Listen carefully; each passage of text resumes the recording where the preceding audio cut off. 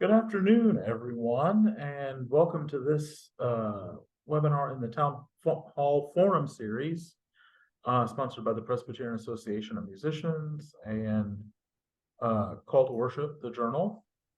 Philip Morgan, and I'm glad to be today's host with Victoria Loorz, who is a contributor to volume 57.2, Beyond the Walls of the Call to Worship Journal.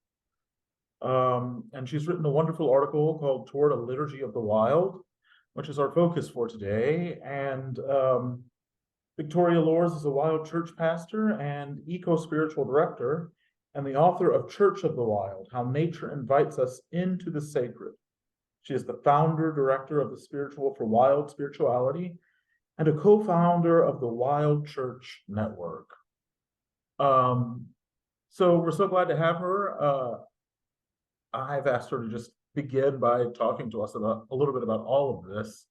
And she said, maybe a question at the beginning might help. So I think my first question is, what is Wild Church? Yeah, that's a good place to start. Thank you, Philip, and thank you, Sally Ann, and everybody behind Call to Worship. I'm happy to be here. So Wild Church is actually a movement. It's a movement that began, let's see, in 2015 was the first time I started the first Church of the Wild. And it was an attempt to address and create practices around reconnecting with the rest of the natural world as sacred. Because what I had been experiencing, I think is not that uncommon. I was a pastor of a series of independent churches, and I was also always interested in spiritual formation. So I was always the pastor who, planned the Taizé services and the centering prayer and built elaborate labyrinths and experiential kind of things within the church. But I was finding that there was something about being connected with the rest of the natural world where that's where most of my sort of numinous experiences happened. And it was something that I noticed throughout my whole life, but it was something I just kept separate from my church life. And I also spent a dozen years in the climate movement, working with my son.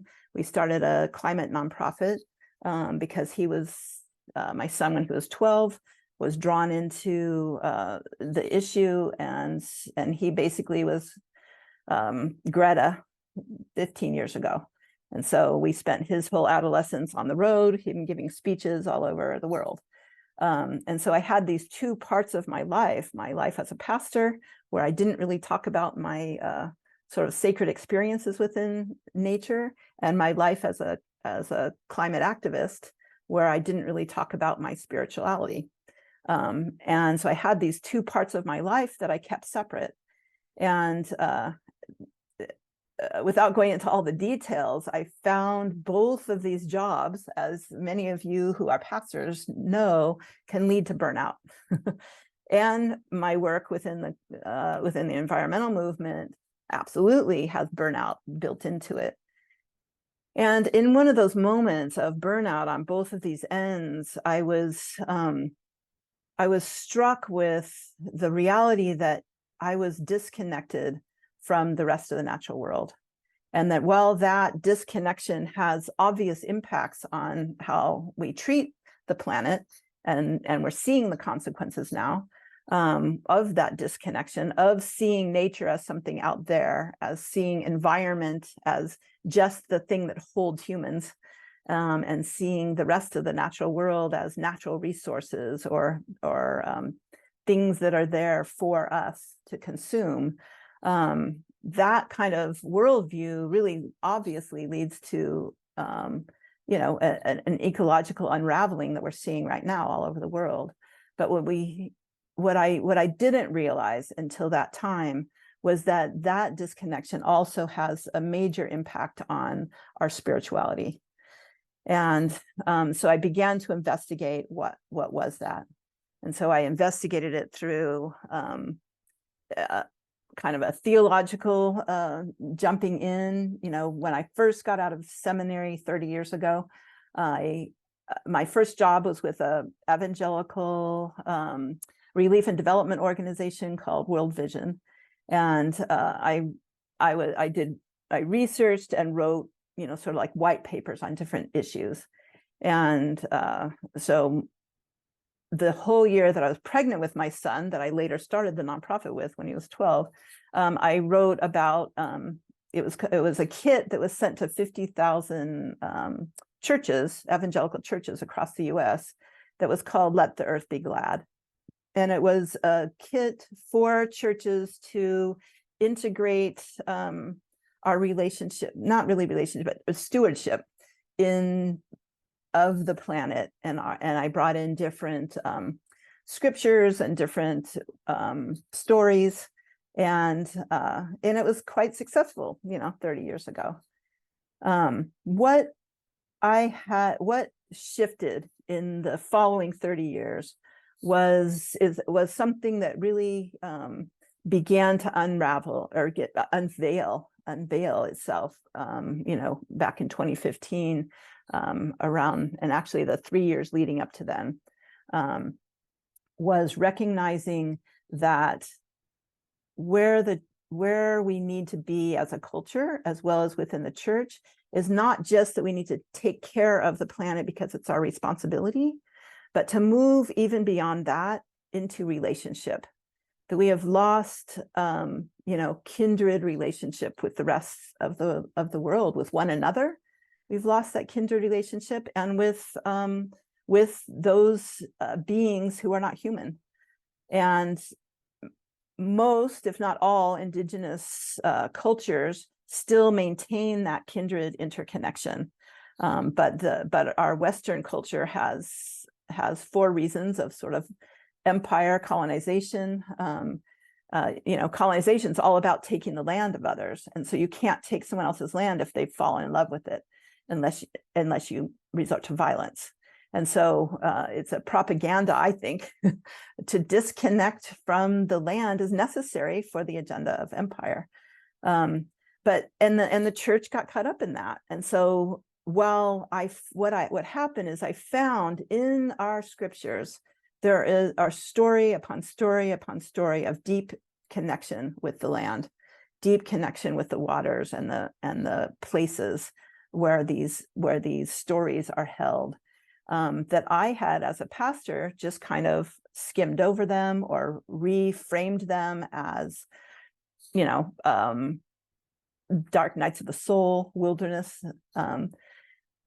But the deeper I looked into it, the more I realized that this is something, this interconnection with the rest of the natural world is something that is actually baked into my own tradition as a Christian pastor.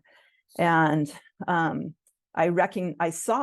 just kind of went, oh my gosh, how did I not see this before? But that every single leader within both the Torah, the Old Testament, as well as the New Testament, every leader was drawn into or pushed into or allured into the wilderness at a particular time in their leadership development, as well as a particular time of what was happening within their culture and within their time. And I started to wonder, like, that can't just be an accident. That can't just be a lesson on you need to do difficult things before you step into the work that you're called to do. There must be something in that relationship with the natural world that is pivotal to stepping into leadership, to listening to God. And as I started investigating that, a friend of mine who speaks Hebrew was able to tell me, here's one of the things, was able to tell me that the word, and many of you who are pastor scholars probably know this, but the word wilderness, used over 300 times in the Old Testament, translated those 300 times as wilderness. If you look up that word, which is Bamidbar, in the lexicon, you'll see that the first definition is mouth, the organ which speaks. And the second definition is wilderness. So there's something, when I saw that, it was like a huge aha to me to go, God is not just calling people into the wilderness to test them. God is calling people into the wilderness throughout all of our recorded history to deepen in relationship, to listen, to speak to us. And it is our role to listen deeply to the organ which speaks with the voice. Another layer of that meaning that I just learned recently from some Jewish scholars is another layer of that word Bamidbar is, I forget exactly how they said it, but it's like of no words, a voice with no words. It's that silent conversation with the holy that happens when we are drawn into the wilderness. Another aha was that Jesus went into the mountains to pray. The word is ice, the Greek word is ice, not en. The word ice is a relational word, not a locational word. That Jesus went into the mountains, into relationship with the mountains, with the wilderness, with the lake, with the garden. And it's intentional. It's used every time except once. There's one time where there's an emphasis on the location. The others are, yes, Jesus removed himself to be solo and went into the wilderness, but he went into relationship. And we in the church are really, we know that prayer is important, and we emphasize prayer and whole different kinds of ways of prayer. But have we ever, as liturgical leaders, have we ever invited our congregation to go into the mountains to do it? And it just feels like we can't really know prayer as we're following Jesus. We can't really know prayer or know mountains without doing them together. And so these kinds of things were the curiosities to me that made me, it's kind of like the veil was torn, that this is something that is missing within our liturgies. It's something that's missing within our practice of being a congregation, and that there are layers of implications, the way that we other ourselves, the way we other nature and call trees it. We give them the pronouns of non-animate, of non-importance, of a pencil. That impacts our relationship and how we see ourselves in relationship with the rest of the creation. And so as I was talking about this, I was an associate pastor those 3 years leading into this starting Church of the Wild. And so I would preach about this stuff every time I had a chance. And finally, it became clear that I needed to do something about it. And that's when I started Church of the Wild. And the real reason for that is to create practices of reconnection, of reconnecting with the rest of the world as sacred. And so that's at the core of it. So it's not like just doing what we do inside the church outside. That's a good step. But it's really integrating the voices of the more than human others into our worship experience. The Psalms tell us that the trees and the wind are already in a state of worship, and that we are joining them in that state of worship. That the trees and the blue jays and the soil themselves can be the preachers. That we can really have insights into the heart of God, and into our own experience as being human by being in a reciprocal relationship with the rest of the natural world. So that's a very long answer to that simple question. Yeah, but it's so full of so many things. Before I ask the next question, I should also tell our participants to use the Q&A function to submit questions for Victoria. You talked about feeling called to extend the invitation to go into the wild. What did that look like? I mean, in the article, you beautifully talk about, this is not just what you did in the sanctuary outside. It's a different thing. Mm. So I think this is a two-part question. So what is it if it's What not what we happens? do? Yeah, what happens? And how do you invite others into that? Mm. Yeah, so what I did is I'm not sure how methodical it was. It was mostly intuitive. But there's a whole piece in my book where I talk about the word logos and how it was translated for the first 4 centuries as the Latin word meaning conversation versus the Latin word meaning word. And so I won't go into that in this time unless people want that. But so the service is built around conversation. And so we begin by being in a circle, first of all. We've even done very large circles. And there's something about that puts us all into this space together that, I always felt as a pastor that I was sort of held up as the professional Christian. And I resisted that. Nobody would say that, but there was like this weird expectation around that. There's something about the standing up front, and I was the only one telling my interpretation of things that felt not a conversation. And so that's the beginning, is gathering in a circle. And then there's the beginning part. It can be, if you've got some great musicians like you in the circle, you can bring a cappella singing, bring drumming, bring different ways that don't rely on electronics to begin the time together. There can be time of a lot of churches, wild churches, will begin with some silence to allow the voices that are already there to just really invite us to that those are the voices of invitation into worship.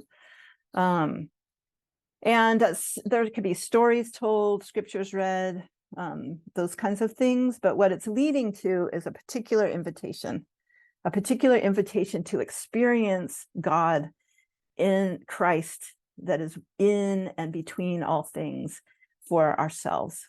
And so leading into an invitation. So I might say something like, over the next 45 minutes. Well, let me just take the very first time I brought people out there. That explained about as much, less than what I've explained to this group right now. And brought them and said, you know what, for the next 20 minutes, we're going to leave this circle. We're going to cross this threshold of this circle, and we're going to step into this place, and we're going to wander off on our own, and we're going to feel ourselves to be allured, called,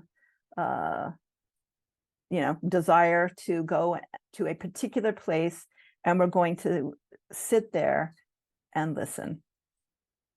And then you're going to come back and we're going to share what we've experienced. That's the basic structure. And the first time I offered that information, the people really were looking at me kind of weird. They were like, you want me to go talk to a rock for 20 minutes?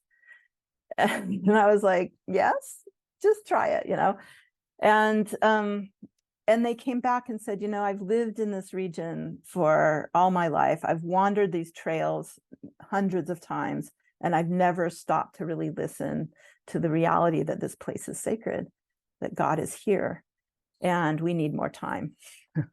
And so that was the last time I only had a 20-minute wandering, and the rest from then on, I've offered 45 minutes to an hour. That's really the core of the practice.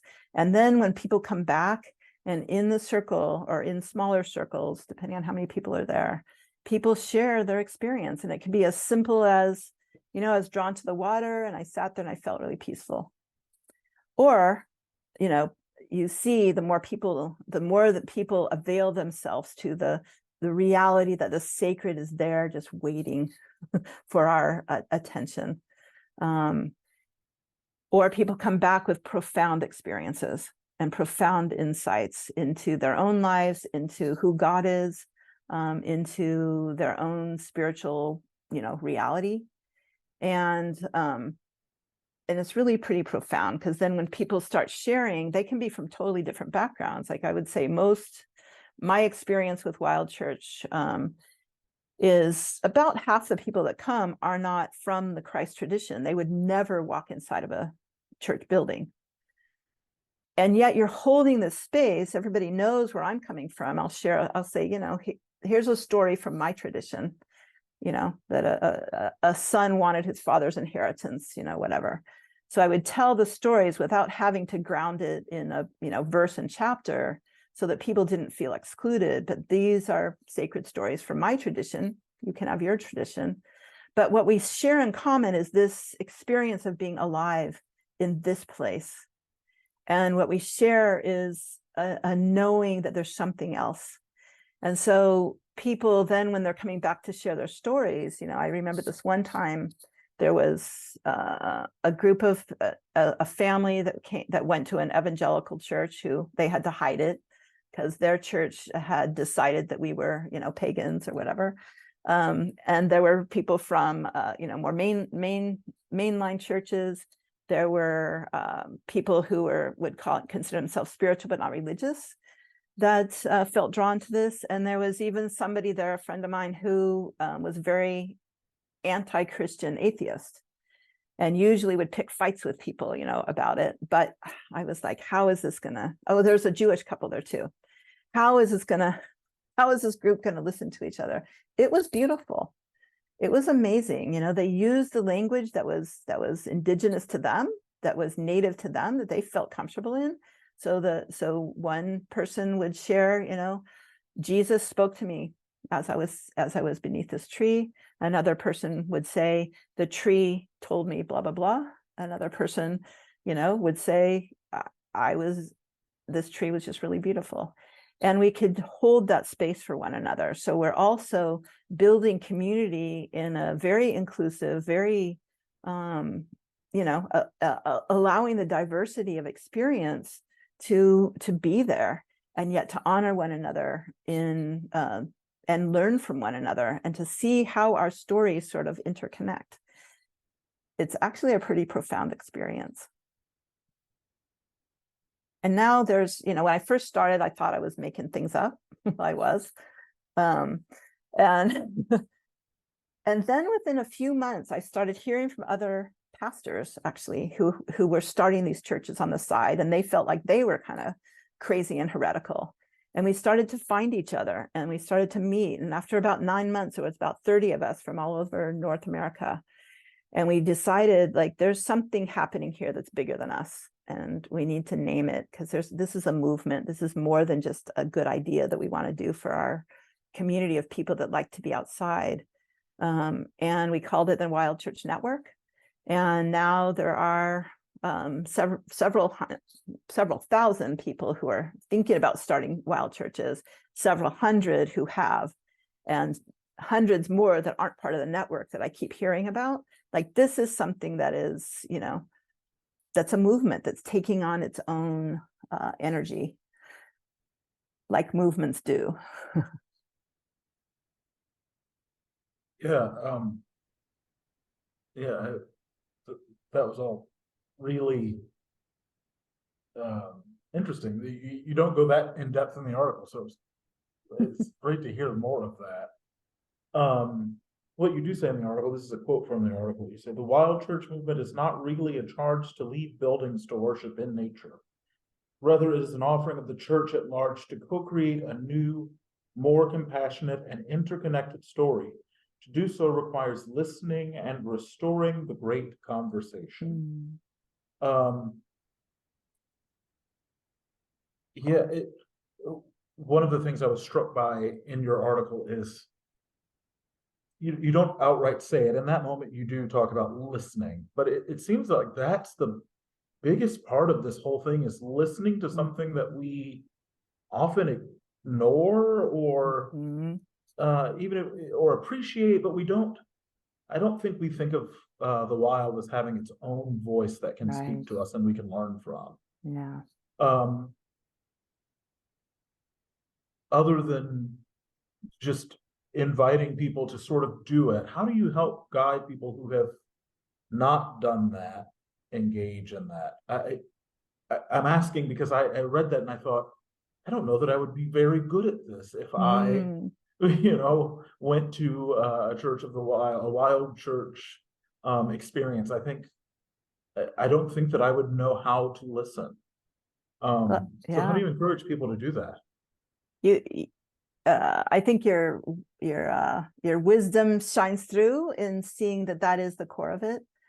And I think it's something that all of us as humans, it's sort of like our place within the whole is in relationship. I mean, the holy is in relationship. That is the core of how we experience God. And not just relationship with other humans.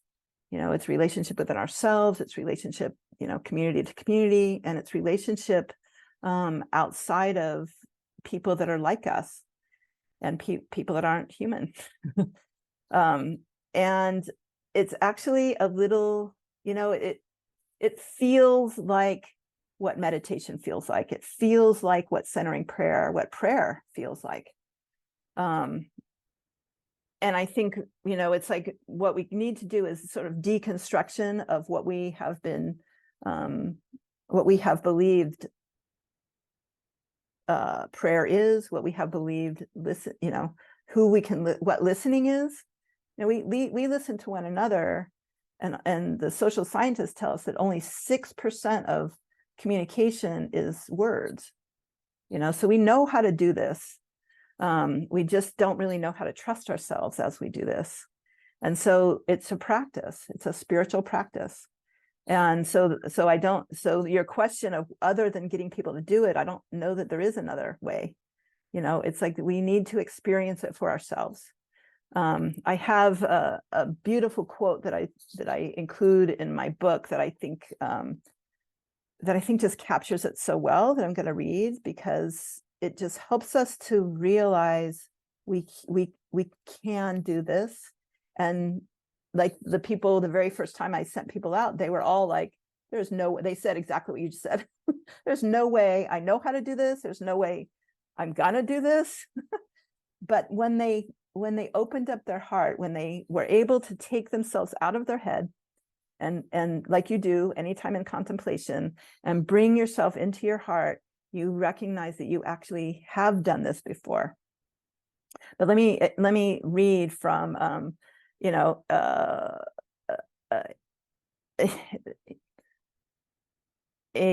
mentor of a lot of us, perhaps Howard Thurman, a theologian and patron saint of the civil rights movement. His language, and he credits his work with his deep relationship with God and with nature.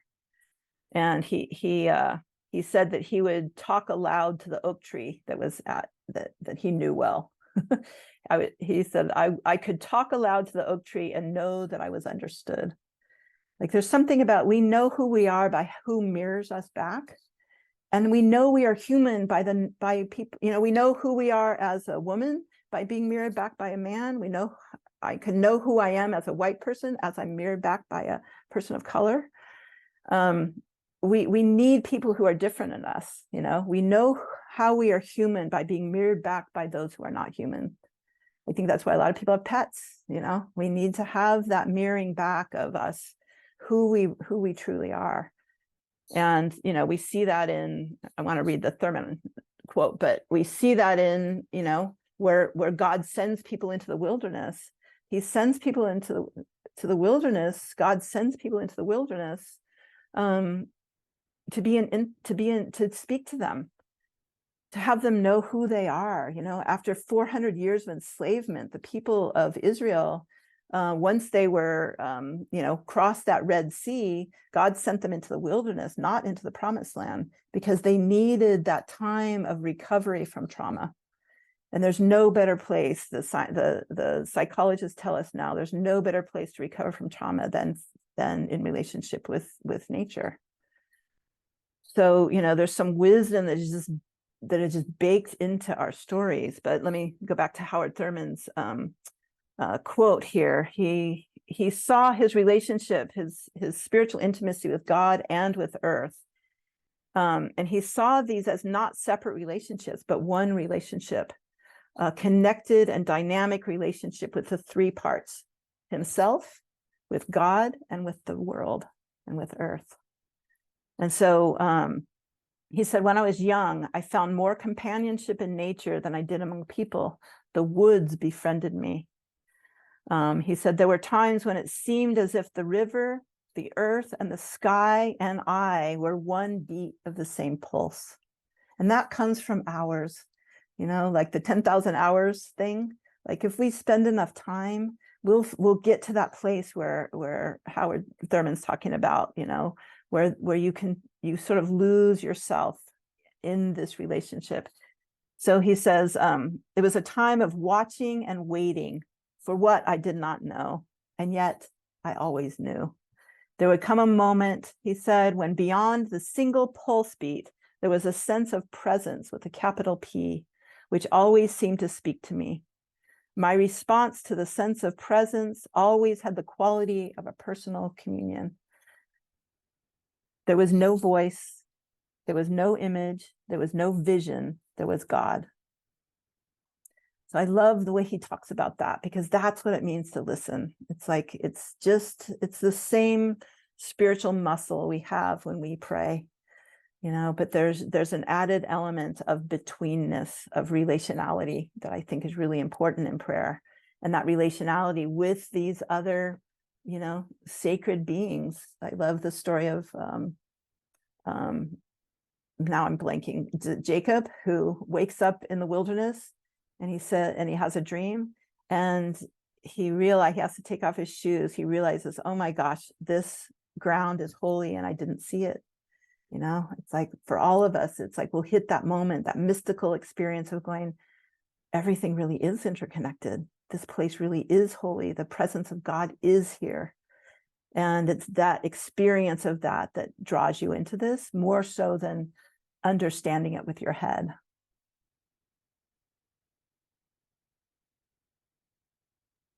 Yeah, that's a really beautiful sentiment, especially the interconnectedness, connectedness, excuse me. So I think there are so many things to learn from this wild church movement. I wonder, I think you've been doing this for quite a while now. The things you've learned from wild church, and I know this whole issue of call to worship is beyond the walls, but have you found ways to incorporate these things you've learned inside walls? So is there some way that we can find this relationship to one another and nature, even inside a building? Well, again, like, it's like, what did we talk about this before the episode started or after? I don't remember, but nature is everything. We are part of nature. Our buildings are part of nature. This pen is part of nature. Like, there isn't, we are interconnected. We've taken, fossil fuels from dinosaurs and created, products with them. So it's in a new form, in a new state.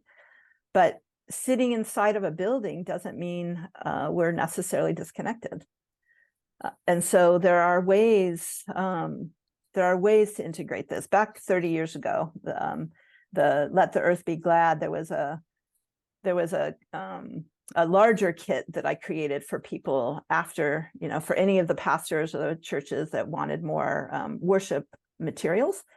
And so there were things like, I remember there's like a cassette tape of nature sounds that you could play during worship, songs. And that may have been my favorite line in the article. It said, yes, a cassette tape. And there were exegetical studies, and there were ideas for children's church, and so there's actually tons of ways, and there are some resources out there to bring that reality that the natural world is everywhere, and to bring that in. And I think the biggest thing is within our preaching, within the selection of the worship songs, which the worship song, the new ones that we create, not exclude, to dethrone the human as the center. You know, it's like Carol Wayne White talks about in what's the name of the book? Sacred Humanity is the second part of it. But anyway, in her book, she talks about that the same underlying white supremacy is the same kind of worldview that species supremacy is based on. It's this, you know, this dominant species in this case is the one deciding what's important. And so the work that we're doing to dethrone the human, we're also dethroning white supremacy. You know, we're involved in this, you know, we're mirroring in our culture what we're doing in our relationship with all of life. And so all of the work that we do to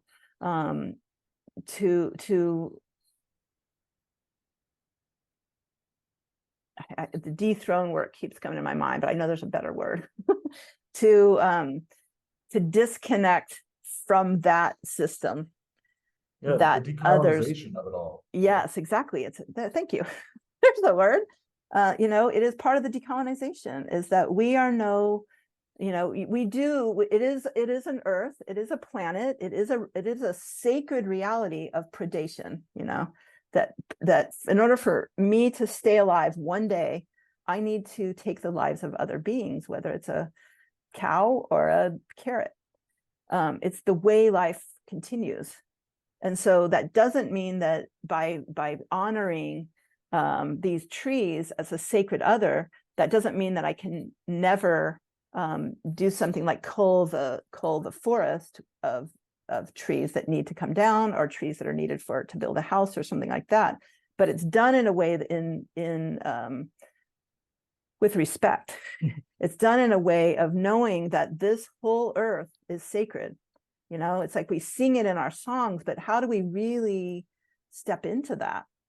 And so there's ways to do that within our preaching, within the songs that we select, within the ways that we orient our, you know, our whole, you know, the ways that we buy cups that are styrofoam versus something that we can, you know, so it's doing the stewardship work, but with a heart of relationship with us. You know, it's like the scientists know that they're not the ones to solve this crisis, that it's a spiritual problem. It's a spiritual problem of disconnection, of dominance, of selfishness, and they don't have the resources to address that, but we in the church do. This is our role within the larger community of it. You know, we are the institution that is built on the heart, that is built on relationality. And so the church is precisely the place where that shift in worldview can and should and needs and must happen. And, you know, when I first was thinking about this, I was still a pastor in a what I now call an indoor church. And this one, it was a Bible study on a Wednesday night, and the people we were reading things that were sort of opening our theology and whatnot, but people were still really stuck in this idea. We went around like what is God to you, or what can you explain what God is, kind of thing. And most of the people were like, God you know, created the world and then left, and it's up to us, that kind of. And I was just like, how can that be? How can we still be in this? And so I didn't know what to do. I remember being stunned, just sitting there thinking, I don't know what to do. So I said, why don't we, instead of talking tonight, why don't we just go home now? But instead of just walking straight to your car, take 10 minutes to walk to your car and look at the stars. That's it. And people came back the next week and were just like, I haven't looked at the stars in years. You know, and it was something to just go, oh, right, we are held in a larger container than what we perceive. And so I think there can be little invitations like that. I think telling those stories of numinous encounters is really important. You know, we all, like, I have a question that I often use in the work that I do. And I'll ask people who have never thought about this before, you know, who is the land who raised you? You know, and people have never thought about that maybe, but if you think about it for a few minutes, you're like, you're right. You know, like Howard Thurman, there was a place that I always felt safe. You know, it was in a vacant, for me, I didn't grow up on a farm. I didn't grow up in a rural environment. I grew up in suburbs, you know. So those little places were like vacant lots, the river going down the curb. But I had experiences. I instantly knew what those experiences are. In fact, when I wrote Church of the Wild, the experiences kept coming back. It's like, wow, that was an experience of the sacred. I had no words for it when I was, you know, 15. But I would always find a little hidden place somewhere in my neighborhood that I was alone and in nature. And that was like my prayer spot. I did not have any of that language. I didn't grow up within the church. I converted when I was a young 20-something. But I think most of us have a story, and some of us have traumatic stories, you know, of you know, the woods were unsafe. And even that is something, you know, like where did they find their grounding? Where do people find who they are? And it often includes more than human others, once you give people a chance to think about it.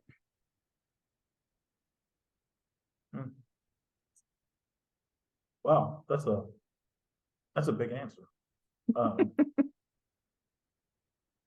My next book is called Field Guide to Church of the Wild. And so it has a lot of stories of both wild churches that are outside, as well as things that, you know, probably more of what you're expecting is like put some practical stuff. The churches that are ongoing churches want to do to start to integrate a broader vision of the beloved community. Yeah, I think this is maybe my last question. So again, I'll invite our participants to submit some questions to the Q&A section at the bottom of the screen. And this is a very practical question. At the end of the article, you include some liturgies for Wild Church. And the first one is written by you, and it's beautiful. It's a call to worship, and actually, as I was reading and thinking, you know, I don't know that I could ever do this. As I read this call to worship, it felt like really beautiful, simple instructions of how to enter into this. And so my question is, what are your sort of, how did you craft that? I mean, what do you think about as you're crafting words for a service, liturgy, for a service that the idea is for people to listen, not to one person speaking a lot, you know, to the conservation of words that I can feel so strongly in that liturgy. Not sure how to answer that. And I'm curious, I am sort of avoiding the question a little bit, Yeah. but I'm just curious about how, you know, when you say I could never do that, I wonder what that feels like.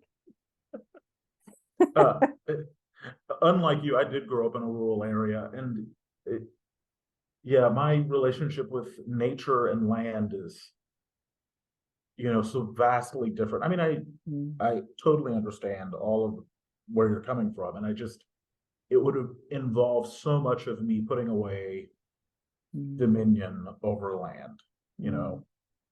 This is not something that is owned, or, you know, that you have to, you know, manipulate so hard. But, you know, that's the kind of world I grew up in, you know, working the land. So to enter into nature with it as an equal partner and not something that you have to constantly tame and fight is interesting. Yeah. Right. It's a big worldview shift. Yeah. And that's been, you know, passed down in every way, you know. But I don't know. I don't know how to answer the question, how. It's just, I think just being there, you know, it's a form of poetry, perhaps. It's kind of like I was keynoting a convocation last week, and the interviewer read a paragraph from my book, and I was like, dang, that's good. I don't remember writing that, and it doesn't feel like it was some, what's that word that some people use, like a download or something. It wasn't like that. It was just like, it's just the way I think. I don't know how to answer that. Sorry. It's okay. You don't have to give away all the secrets of your craft. I'm not sure it's a secret. It's just, yeah. Do you have any final thoughts for us? I would say there's a difference between saying you love the earth, or you love the church, or you love people. There's a difference between that and falling in love. Because you fall in love with particular people. You fall in love with a particular place, with a particular being, a particular tree, like Howard Thurman talked about. And it's in that falling in love that we're drawn into relationship. And when you're in love with someone, you're going to do everything you can to support them, to keep them healthy, to grieve with them. You enter into their wounds, they enter into yours, and you can't help but be about their healing and wholeness. And so as we allow ourselves to fall in love with our place, and that's awkward at first, just as, as a young person falling in love your first time, so allowing ourselves the grace. But I think as we open up our hearts to be allured into the wilderness, to hear the sacred voice, we're falling in love with God all over again. That's what I would say. A question from Robin. Two questions, actually. How do you counter our cultural religious notion that church occurs in a building and has a 1 hour long format?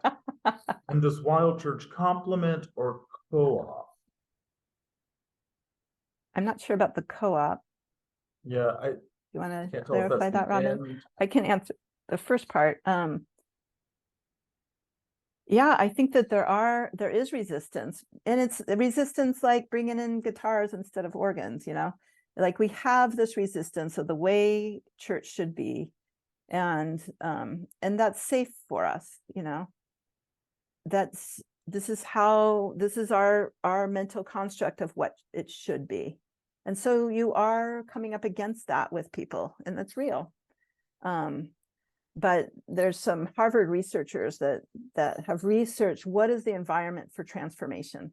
How does transformation actually happen? And they say transformation needs a safe environment where you feel safe to be yourself, but that environment also needs to be uncomfortable. You can't, if you're too comfortable and you can't let anything change, transformation is probably not going to happen.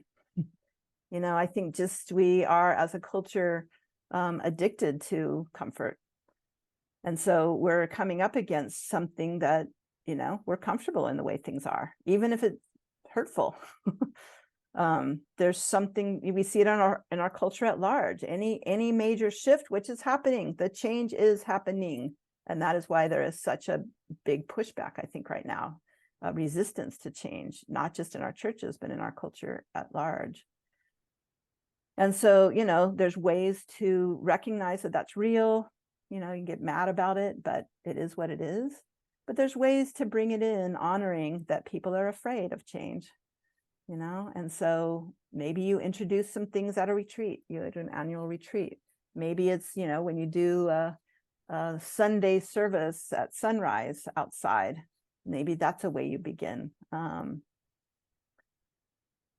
You bring it in. I think you bring it in. It's just love. It's just loving people, understanding, what their fears are, but not letting the fears be the determinant. in what we choose to do. I don't know I how helpful also, that is. I mean, I don't feel as though that you're trying to create a community. You're not trying to convert a whole community of people who worship together each Sunday morning into a church of the wild. You're No. making space for people who want to have that experience, Right. but Yeah, I you're mean, not saying, and we're going some to tear down the pastors have building and go to tried the that. woods.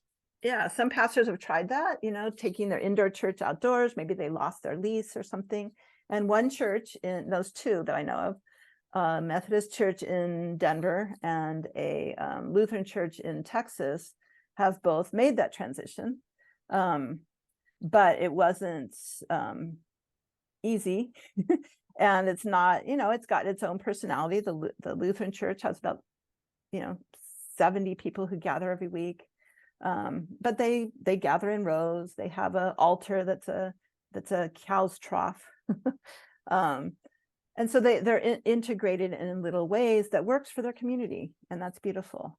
What I'm hoping is that people will, the essence of this is restoring sacred relationship.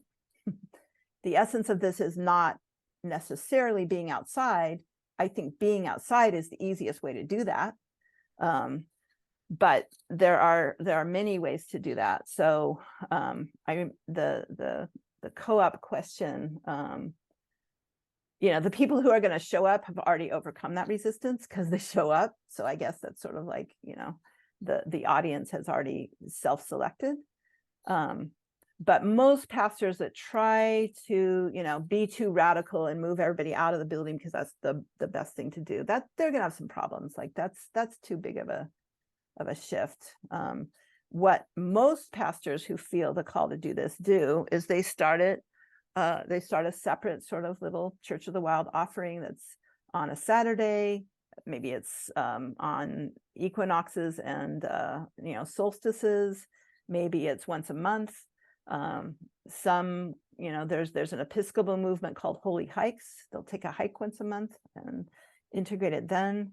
So you're sort of getting people, and I think the experiential part of this is so core, getting people out to recognize that, our separation from the rest of the natural world, our resistance to go outside if it's too cold or too rainy, or too uncomfortable, is part of the problem, And so just being outside when it's raining or a little cold or something like that is part of the pulling down that resistance, and framing it for people like we are demanding that we always be comfortable is a separation.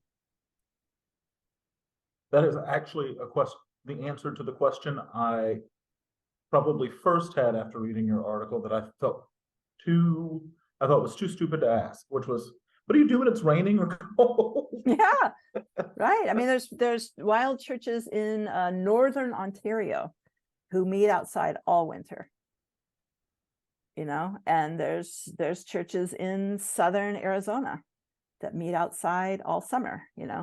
You still find ways to not endanger people's health, of course. But I think just the being there, just the recognizing it is just so inhumanely hot, and we avoid it with our air conditioning, but just to be out here for 20 minutes early in the morning before it's too dangerous helps us to reconnect with our place and reconnect with our place within this community.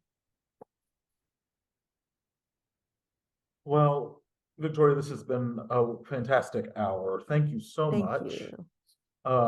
I hope everyone will read the article and call to worship, and also stay tuned to the Presbyterian Association of Musicians social media to hear about the next town hall forum.